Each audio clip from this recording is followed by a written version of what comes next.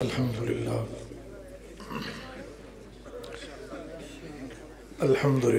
رب العالمین والصلاة والسلام علی سید الانبیاء والمرسلین وعلی آلہ واصحابہ ومن تبعہم اجمعین، اما بعد۔ قال اللہ تعالی فی القرآن المجید والفرقان الحمید: محمد رسول اللہ والذین معہ اشداء علی الکفار رحماء بینہم، صدق اللہ العظیم وصدق رسولہ النبی الکریم ونحن علی ذلک من الشاہدین والشاکرین والحمد للہ رب العالمین۔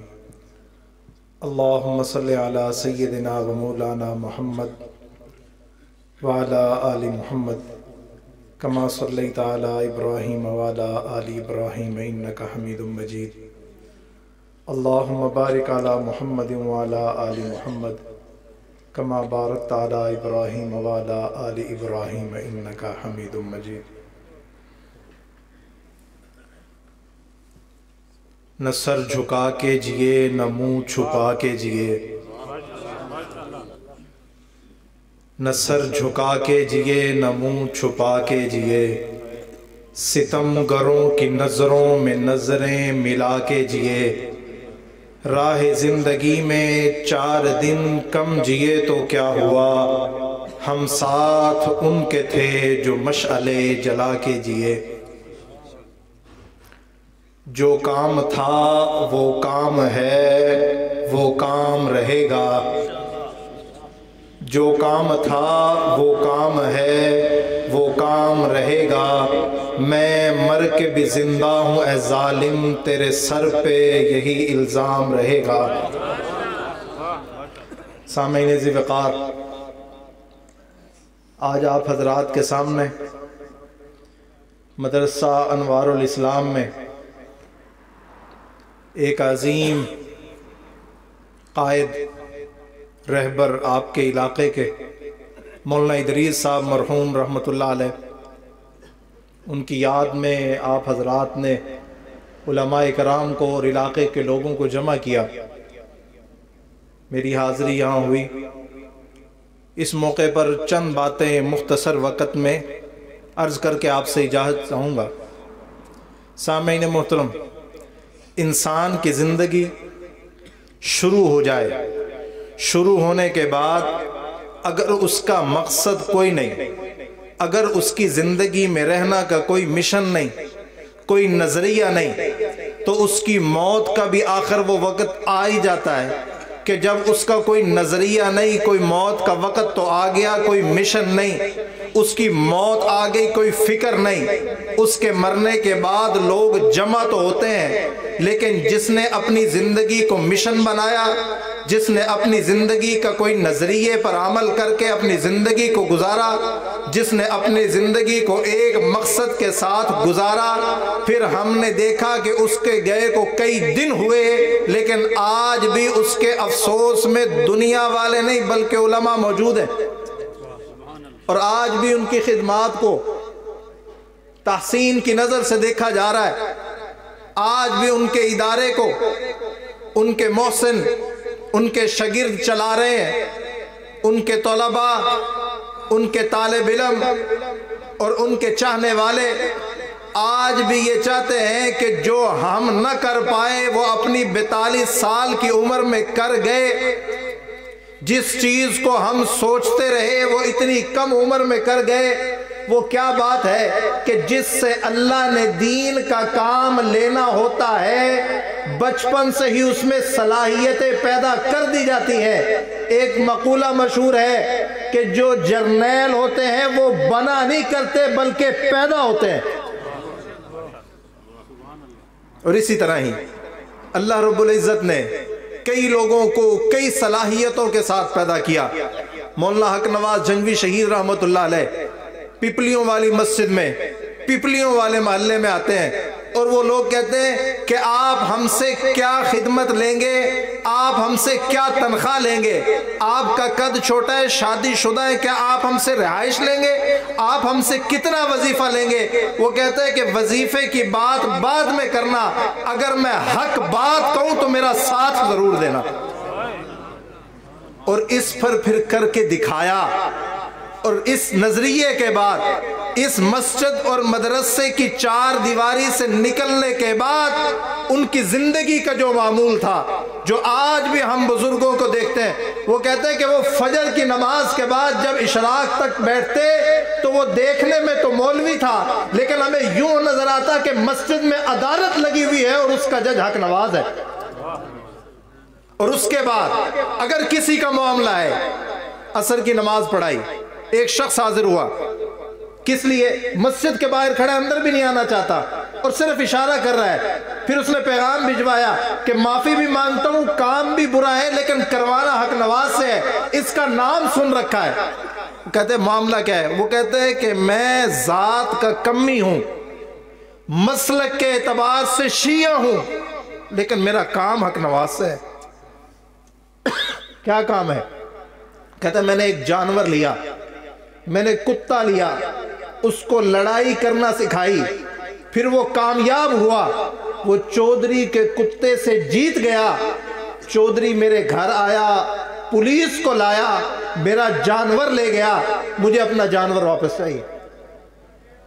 مولانا نے فون کیا، جنگوی شہید رحمت اللہ علیہ نے فون کیا، فون کرنے کے بعد افسر نے کہا حضرت فون بند کریں، اس کا جانور اس کے گھر میں ہوگا۔ اس بندے کو یقین نہیں آیا۔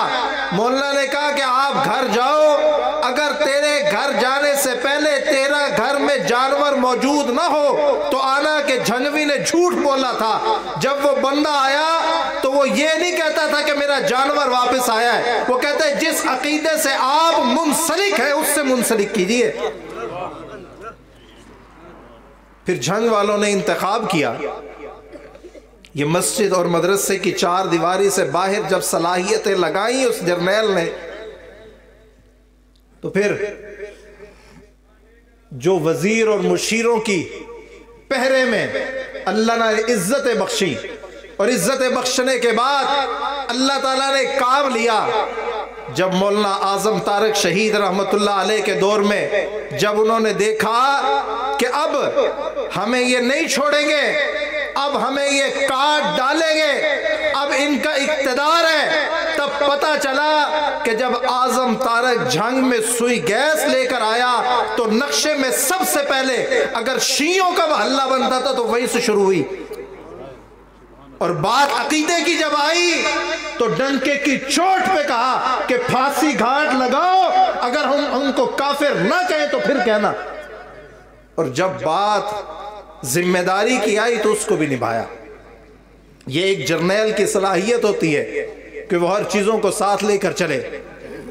آئے دن آپ حضرات دیکھتے ہیں کہ رافضیوں کا چھپا ہوا ہاتھ، قادیانیوں کا ہاتھ، جو ہمارے نصاب تعلیم میں، بچوں کی تعلیم میں آتا ہے کہ یہاں سے ختم نبوت کے مضامین لے لیے گئے، یہاں سے جہاد کی آیتیں نکال لی گئی، یہاں سے حضرت خالد بن ولید رضی اللہ تعالیٰ عنہ کے قصے لے لیے گئے۔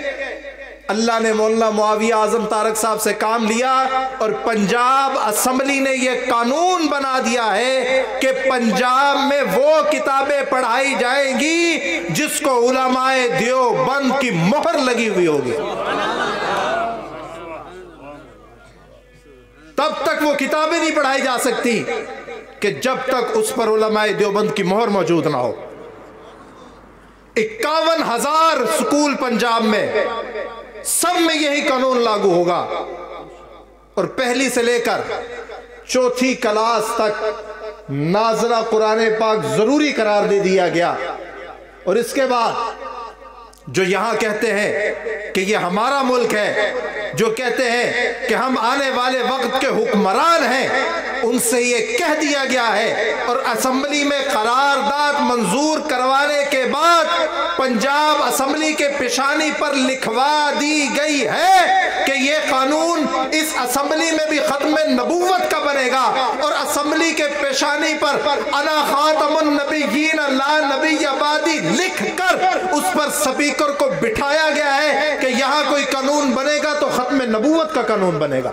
ختم نبوت، ختم نبوت، سر پکف سر بلند، سر پکف سر بلند، جرت مند غیرت مند، سنیو کا وزیر اعظم، سنیو کا وزیر اعظم، نعرہ تکبیر۔ علماء کرام سے مشاورت کے بعد، کیونکہ علماء کا سٹیج موجود ہے، میں آپ کے توسط سے یہ بتانا چاہتا ہوں، علماء کرام کے مشاورت سے ایک قرارداد اور بنوائی گئی، پھر اس کو اسمبلی میں پیش کیا گیا۔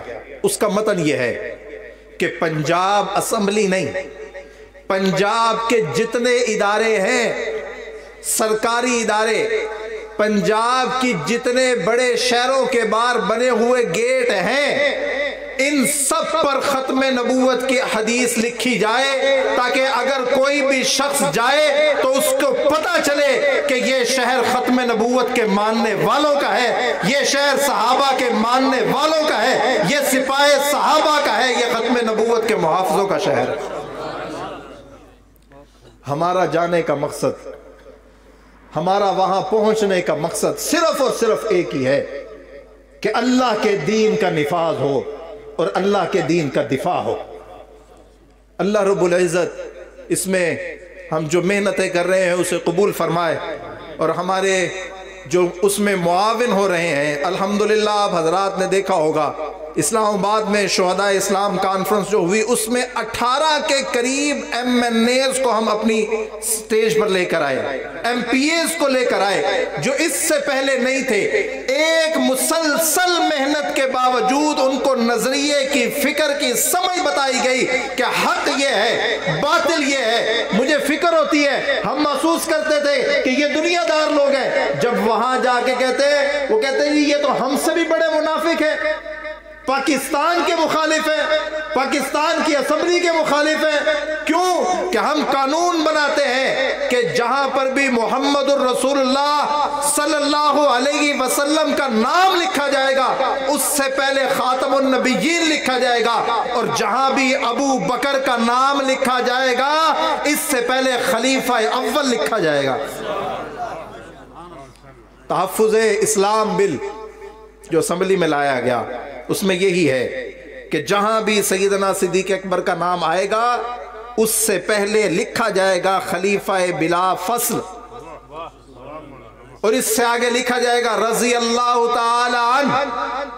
اردو میں لکھنا ہے تو لکھنا ہے خدا کے ہدایت یافتہ خلیفہ۔ یہ قانون بنا، اور اس پر یہ بھی ہے کہ جو نہیں لکھے گا اسے 5 سال کی سزا ہوگی۔ یہ قانون بنا، قانون بننے کے بعد اسمبلی سے پاس ہوا، پاس ہونے کے بعد گورنر کے پاس گیا۔ اب ان کے ملاؤں کو فکر لاحق ہوئی کہ پہلے تو ہم صدیق کی گستاخی کرتے تھے تو تب سزا ملتی تھی، یہاں صدیق کو عزت نہیں دیں گے تب بھی سزا ملے گی۔ اللہ رب العزت ہمیں اپنے مشن نظریے میں محنت کے ساتھ، اخلاص کے ساتھ لگے رہنے کی توفیق عطا فرمائے۔ وآخر دعوانا ان الحمدللہ رب العالمین۔